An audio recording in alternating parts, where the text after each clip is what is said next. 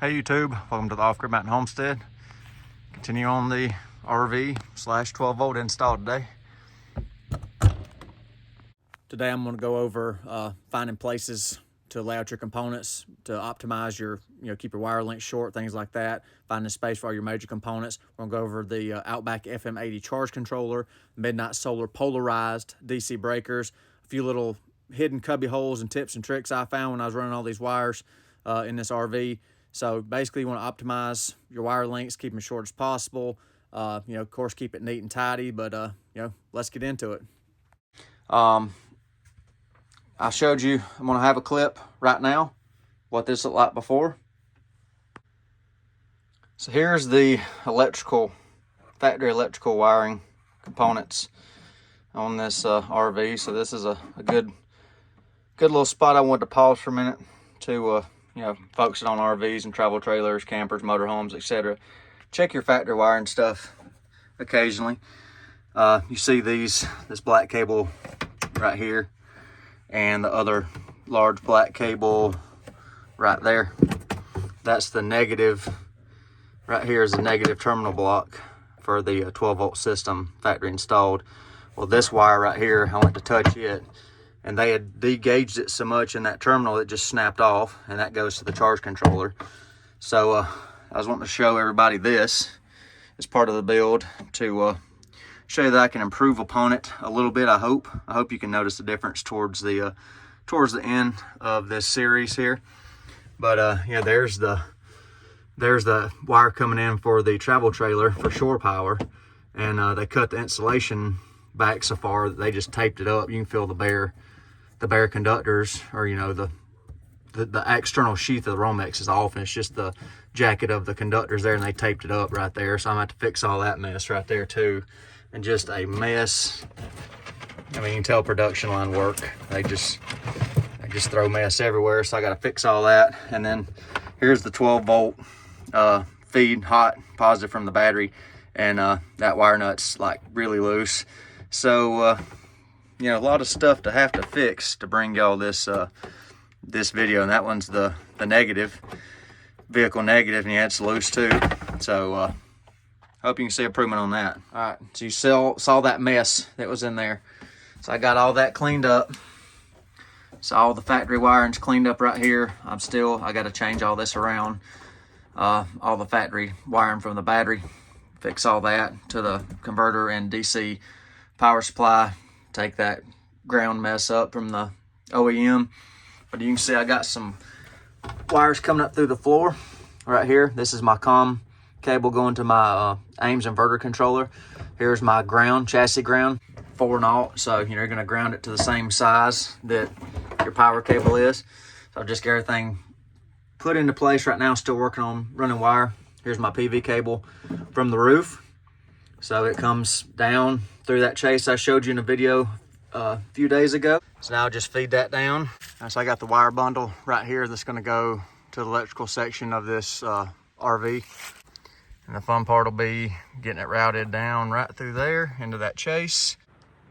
And those wires, by the way, there's a cubby hole behind that refrigerator.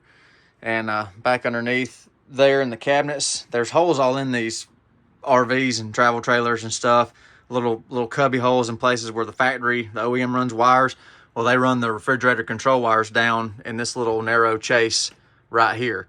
There's an open spot back in the back. So I disassembled a portion of under the cabinet there, and it gave me access to all the propane lines and stuff, and the DC wires for this little range hood and stuff like that. So I routed those PV wires down in that little chase, and then just tuck the wood back up in there, and that goes down underneath the chassis and back up into the electrical cabinet.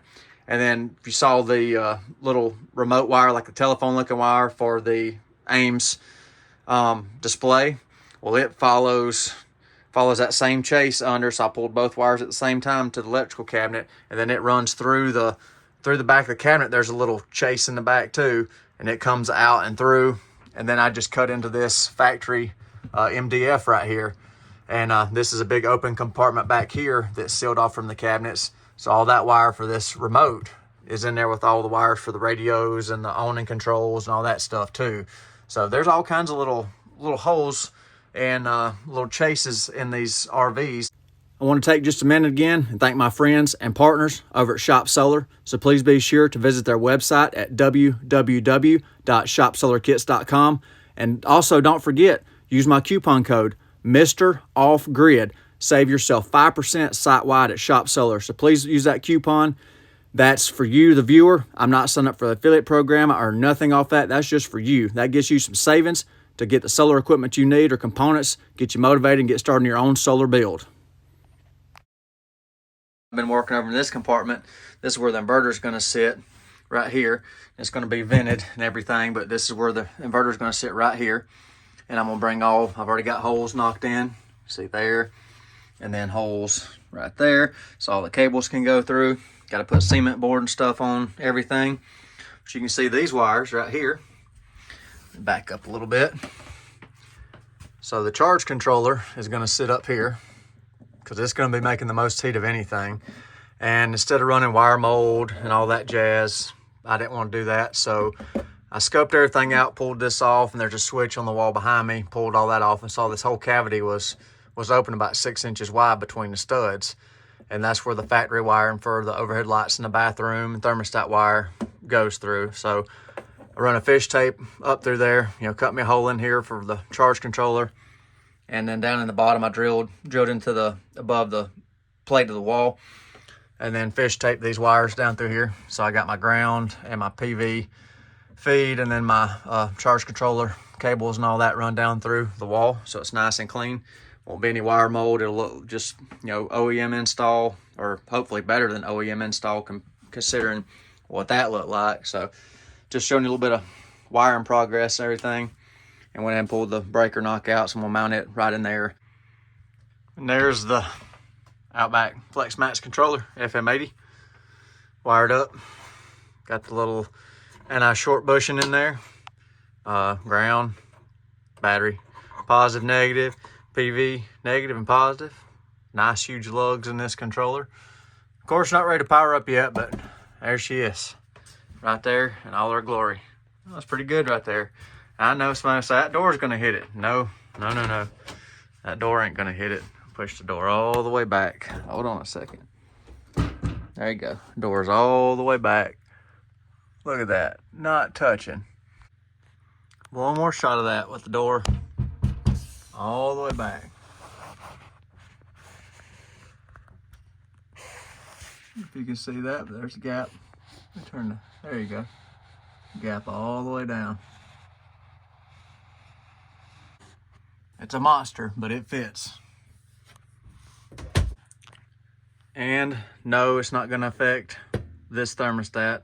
This is for the propane heater, not for the air conditioning. So no heat from this is gonna mess with this. And regardless, the airflow comes in this way, goes in through the fan and comes out this way. And nobody gets up here on this top bunk. This is just where people stick their luggage and stuff. So no worries about anybody getting warm up here in the summer either. So I already thought about all that too. But yeah, if your RV is gonna have somebody sitting, in a spot like this where some of the discharge air may be coming from a heat source, of course you won't want to put your youngins up here on this bunk if that thing's dumping out heat. You might have to find a better spot for it, but plenty of good airflow right there. And yeah, nobody's up here except for some luggage and stuff. That was the best spot for it. So you get plenty of airflow and stay nice and cool. So yeah, that's where she sits. All right, so the second component I want to cover today is these Midnite Solar M and EPV breakers and this baby box. And you may notice a negative and a positive on these breakers. Well, that indicates that these are polarized DC breakers. And no, that does not mean you put a positive on one side and a negative on the other. No. That would make you have a very exciting afternoon. But what that means is on a polarized DC breaker, the positive terminal always goes towards the source of greatest potential.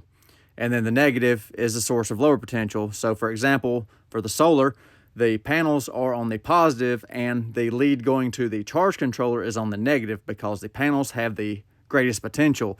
So that's a basic rundown of a polarized DC breaker. And of course they make non-polarized breakers very similar to this. So just be aware if you're dealing with polarized breaker, they'll usually be marked similar to like a line and a load on an AC breaker.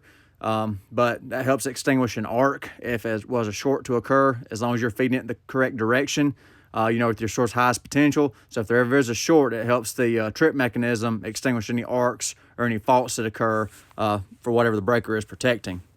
Good little breakers, good little box. Old DIN rail breakers. Snap right in the DIN rail. Got a little tab underneath the bottom, and the little tab just kind of pops in and out. As you can see, you just snap the little tab and then holds the breaker in place. Just got a little anti-short bushing so the wires don't rub or chafe any movement or anything like that. So, good little breakers, good little box, reliable. And then if you got any holes like this, you might want to seal them with some intumescent sealant or intumescent foam, which is what's going to be done when this project is finished.